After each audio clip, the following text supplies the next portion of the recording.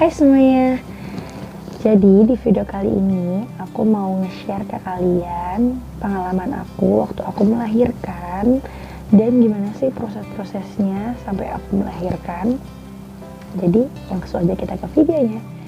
Nah, aku bakal cerita dulu kalau aku udah melahirkan itu tepat hampir 8 bulan yang lalu.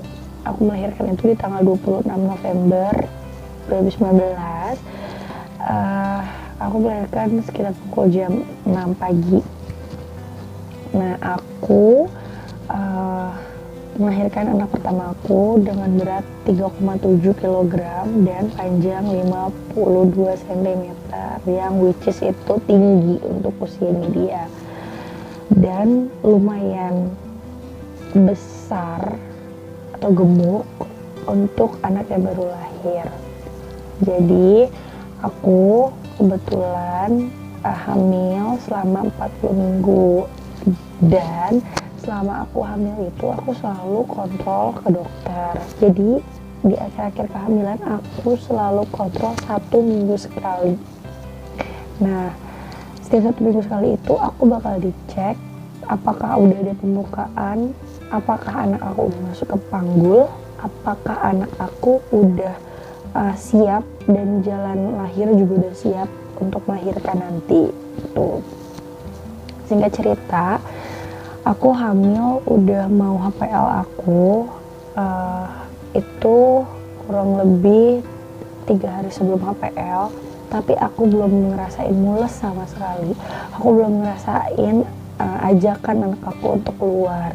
Jadi aku konsul sama dokterku karena aku nggak mau anak aku kenapa-napa, dan ini anak pertama aku juga, jadi aku sedikit parno.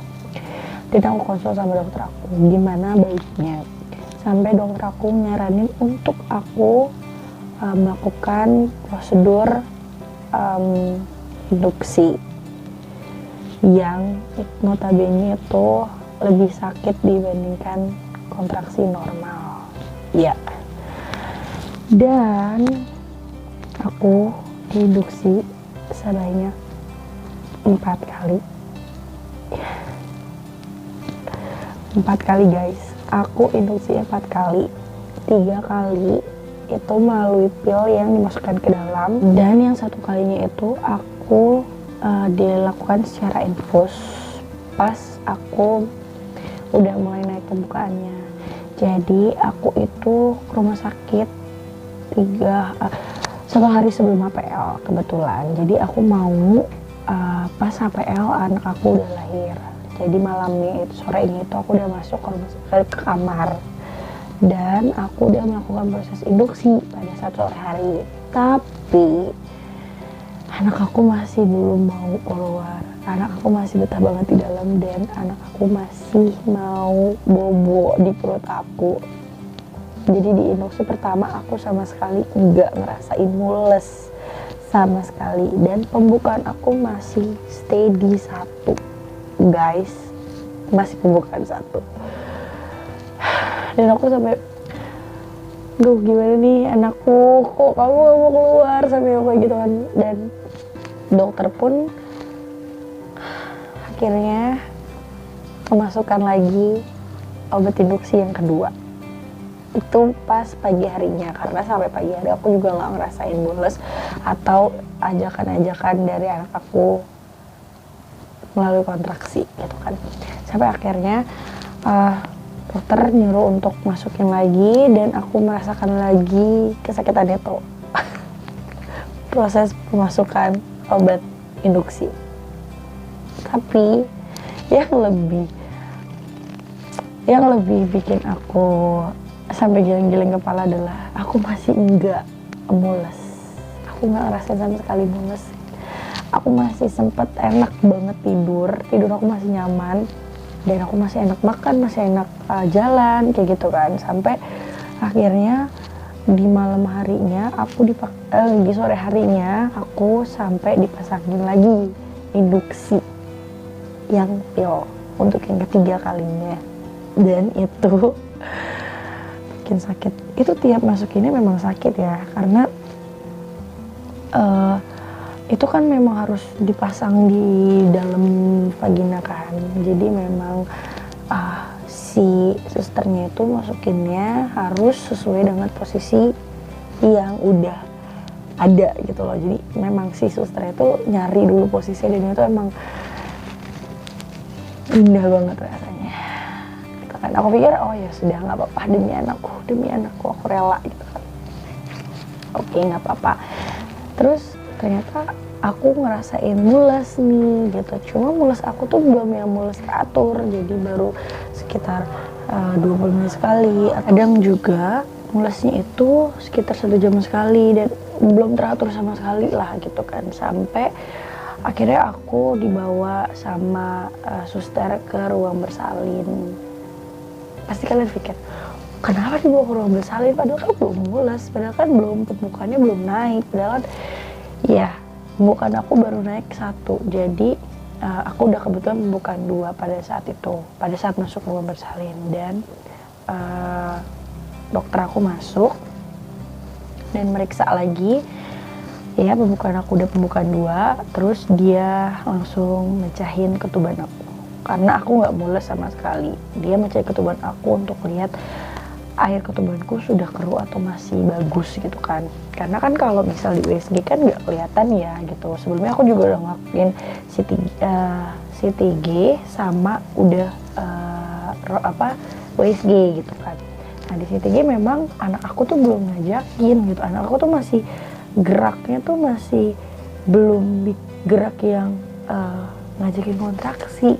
Jadi masih gerak yang apa ya, kayak biasanya aja gitu kan. Nggak ada sama sekali kayak mau kontraksi gitu kan. Ya udah, akhirnya dokter aku ngambil tindakan, aku masuk kamar bersalin dan memecahkan ketuban aku guys. Setelah dipecahkan ketuban aku, dan oh ya, aku udah masukin obat induksi ya sebelumnya, yang ketiga ya. Jadi sebelum maghrib itu aku udah masukin obat induksi yang ketiga, dan pemecahan ketuban itu pun setelah aku masukin obat induksi. Setelah aku dipecahin ketubannya, barulah gelombang cinta itu datang. Gelombang cintanya datang amat sangat mendadak. Kalian maksudnya ngerti gak sih maksud aku mendadak? Jadi kalau misalkan kalian yang emang kontraksi secara normal, itu kan pasti akan bertahap ya. Step-stepnya akan bertahap, dari yang kontraksi secara jeda waktunya yang agak lama, kayak misalkan ya 30 menit sekali atau misalkan sejam sekali gitu kan, terus sampai akhir-akhirnya semakin naik pembukaan kontraksinya pun semakin cepat gitu, semakin teratur, kayak 10 menit sekali gitu, sampai yang nanti 5 menit sekali, sampai yang 2 menit sekali gitu kan. Kalian tuh akan mengalami prosesnya tuh kayak step by step gitu. Sedangkan aku yang kebetulan di induksi, aku ngerasain stepnya tuh langsung gitu, kayak aku ngerasain langsung proses gelombang cinta itu dengan amat sangat mendadak. Nah, karena aku diinduksi dan aku udah dipecahin ketuban, aku tuh udah bener-bener gak bisa kemana-mana dan cuman tiduran aja di kamar bersalin gitu, bener-bener tidur. Aku tuh gak bisa jalan, atau aku nggak bisa duduk gitu, karena kan aku udah pecahin ketubannya. Jadi dokter tuh nggak mau nanti anak aku kenapa-napa, makanya aku disuruh tiduran. Dan selama gelombang cinta itu datang, aku cuma bisa tarik nafas, dan itu kuncinya, tarik nafas dan juga atur pernapasan dan juga positive thinking itu emang harus banget. Jeleknya aku adalah orang yang overthinking banget guys. Nah, karena aku overthinking, jadi semua pelajaran yang udah aku lakuin, pelajaran pernapasan ya guys, itu tuh buyar dari otak aku gitu kan.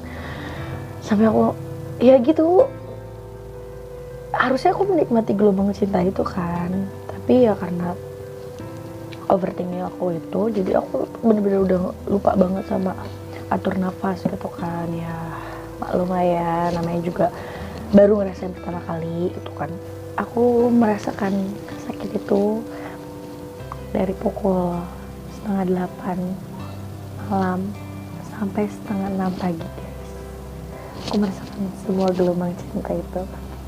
Sampai aku selalu panggil suster, aku kapan lahirannya, karena memang aku tuh orangnya pain tolerannya tuh rendah. Jadi aku tuh yang aku tahu memang itulah proses menjadi ibu gitu kan. Aku tahu itu pilihan aku karena aku memang mau melahirkan secara normal gitu. Aku tahu, cuman ya memang gimana ya, aku anaknya cengeng banget sih guys. Jadi gimana sih, aku anaknya cengeng banget guys. Ya jadi gitulah.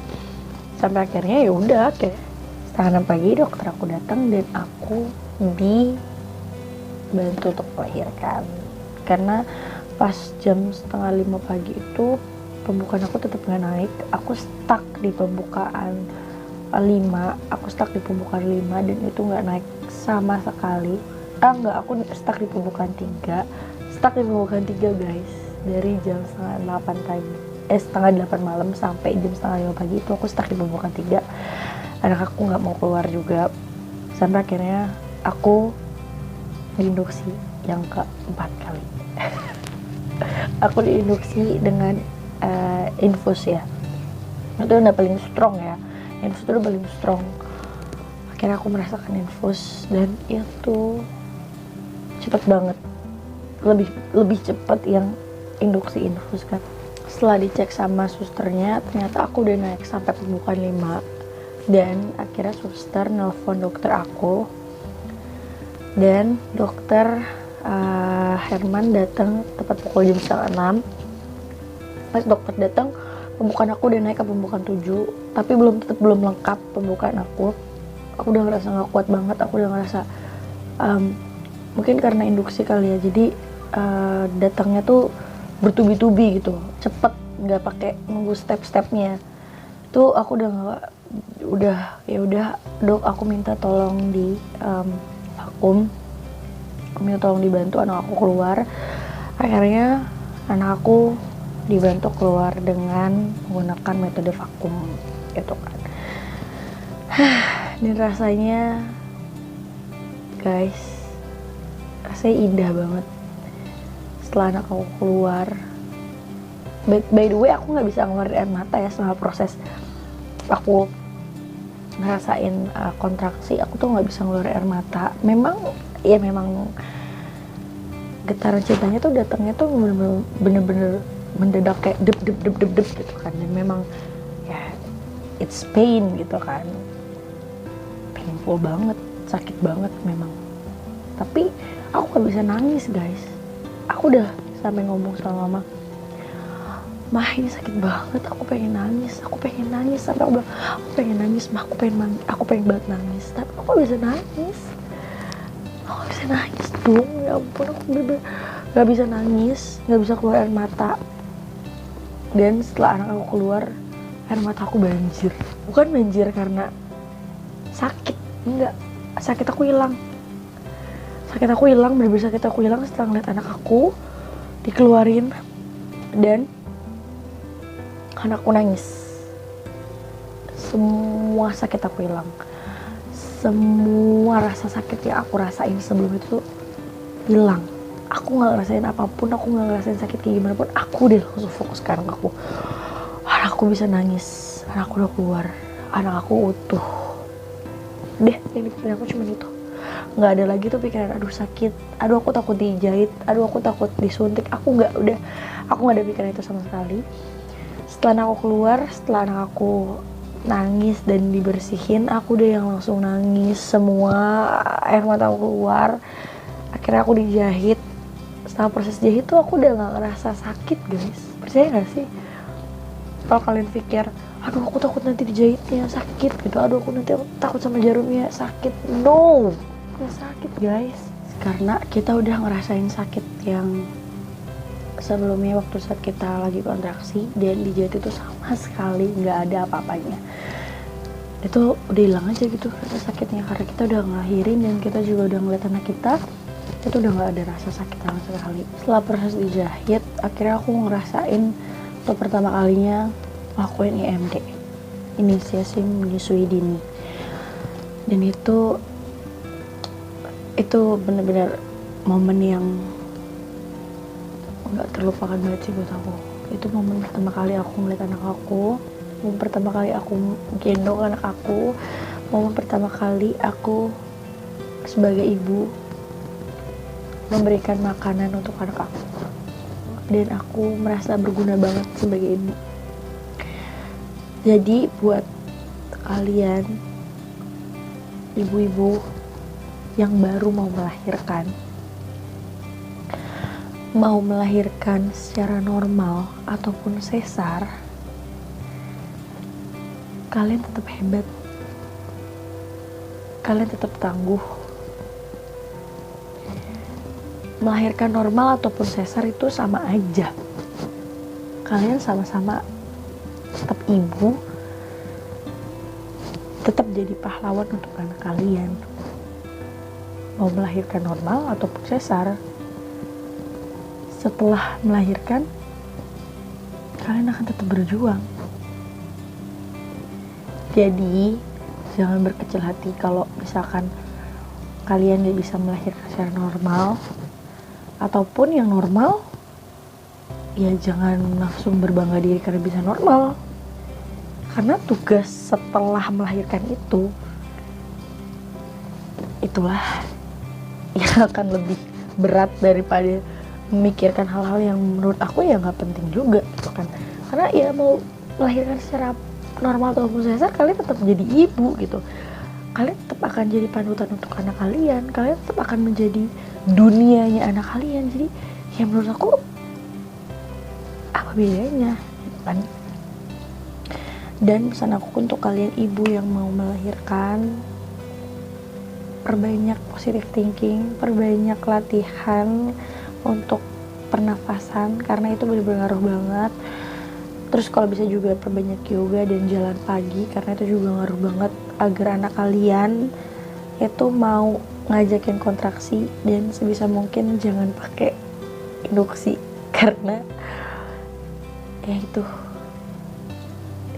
dia gelombang cintanya akan datang 2 kali lipat lebih cepat dan 2 kali lipat lebih painful. Serius. Jadi segini dulu aja video aku untuk kali ini. Aku bakalan upload lebih sering lagi video-video baru. Jadi mohon dukungan dari kalian. Jangan lupa di klik like dan juga subscribe, karena subscribe itu gratis. Dan jangan lupa untuk share ke teman-teman kalian juga biar aku makin semangat bikin videonya ya. Bye, annyeong.